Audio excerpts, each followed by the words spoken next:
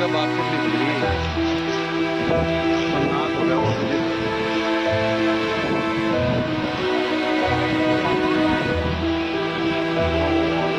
नमस्कार किसान भाइयों। हर साल गेहूं की फसल जब पककर सूख जाती है और उसे काटने का समय रहता है, उस समय हर साल कहीं ना कहीं गेहूं के खेतों में आग लगने जैसी कई घटनाएं सामने आती हैं, जिसके कारण कई किसान भाइयों के खेतों में खड़ी गेहूं की फसल जलकर राख हो जाती है और कई किसानों के सपनों को ये आग पल भर में नष्ट कर देती है। क्योंकि जब एक खेत में आग लगती है तो ये आग बेकाबू होकर हवा के साथ साथ एक खेत से दूसरे खेत की फसल को अपनी चपेट में लेकर तब तक नहीं रुकती है जब तक सारी फसल जलकर राख नहीं हो जाती है। और ऐसे वक्त पर फायर ब्रिगेड भी हमारे खेत पर समय पर नहीं पहुंच पाती है, क्योंकि जब तक हम प्रशासन को खबर देते हैं और फायर ब्रिगेड आती है तब तक फसल जलकर राख हो जाती है। कभी कभी गांव के लोग और हमारे किसान भाई मिलकर आग पर काबू पाने में सफल भी हो जाते हैं, तो कभी कभी लाख कोशिशें करने पर भी हम इस गंभीर आग को बुझा नहीं पाते हैं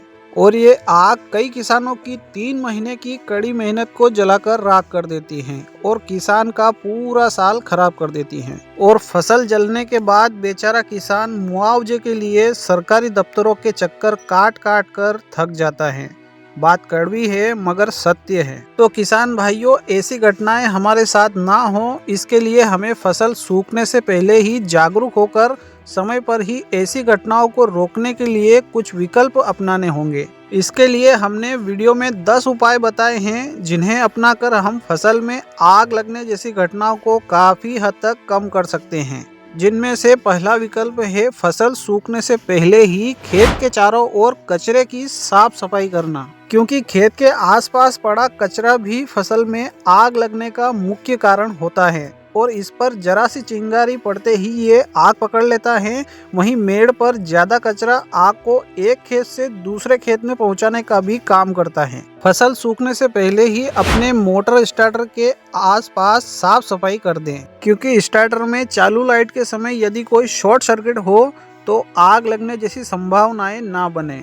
और अगर जरूरत ना हो तो स्टार्टर को फसल कटने तक बंद कर दें। खेत में से निकले लाइट के तार में कहीं कोई शॉर्ट सर्किट जैसी संभावनाएं हो या तार में पेड़ के डाल या टहनियां अड़ रही हैं, तो इसकी जानकारी तुरंत विद्युत कर्मचारी को दें, क्योंकि ऐसे तार जिनके जंपर लूज या पुराने हो गए हों या तार में पेड़ की डाल टच हो रही हो, वहां पर शॉर्ट सर्किट जैसी संभावनाएं सबसे ज्यादा रहती हैं और इन्हें समय पर ठीक करवाना बेहद जरूरी रहता है। डीपी ट्रांसफार्मर के आसपास साफ सफाई रखें।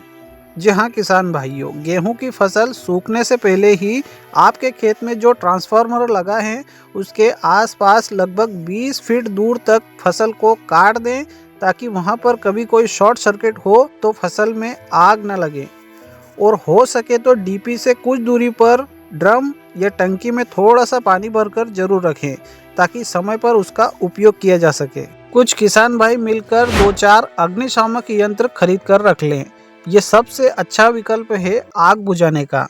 जी हाँ किसान भाइयों, अग्निशामक यंत्र से आग को बड़ी ही आसानी से बुझाया जा सकता है। अगर एक किसान भाई इसे खरीदने में असमर्थ हो तो आप इसे कुछ किसान भाई मिलकर आपस में भी खरीद सकते हैं। दवाई छांटने वाले स्प्रे पंप में पानी भरकर रखें। जी हाँ किसान भाइयों, आपके पास खेतों में दवाई छांटने वाले पंप तो होते ही हैं। जब फसल सूख जाए तो उस समय इन पंप की टंकियों में पानी भरकर जरूर रखें, ताकि जरूरत पड़ने पर इनसे भी आग को बुझाया जा सके। खेत पर बीड़ी सिगरेट ना पिएं।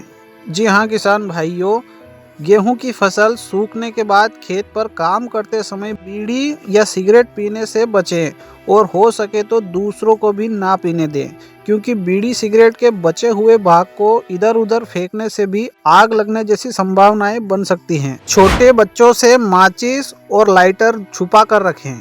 जी हाँ किसान भाइयों, गेहूं की फसल सूखने के बाद खेतों पर रखी माचिस या लाइटर जैसे वस्तुओं को इधर उधर ना रखें, क्योंकि छोटे बच्चे खेलते समय यदि उनके हाथ में ये लग गए तो बच्चे खेलते खेलते कभी भी फसल में आग लगा सकते हैं। इस बात का आप विशेष ध्यान रखें। फसल सूखने के बाद खेत पर किसी भी प्रकार की आग न जलाएं। और हो सके तो दूसरों को भी ना जलाने दें। गेहूं की कटाई के बाद पराली ना जलाएं। जी हाँ किसान भाइयों, बहुत से किसान भाई गेहूं की फसल कटने के बाद पराली को तुरंत जलाते हैं। ऐसा बिल्कुल भी ना करें, क्योंकि पराली जलाते समय हो सकता है यह आग बेकाबू होकर किसी के गेहूं में जा पहुंचे। तो इस बात का आप विशेष ध्यान रखें। तो ये थे 10 उपाय जिन्हें अपनाकर हम फसलों में आग लगने जैसी घटनाओं को रोक सकते हैं। तो किसान भाइयों, अगर आपको यह वीडियो पसंद आया हो तो इसे लाइक करें, चैनल को सब्सक्राइब करें। मिलते हैं अगले वीडियो में, तब तक के लिए जय हिंद, वंदे मातरम।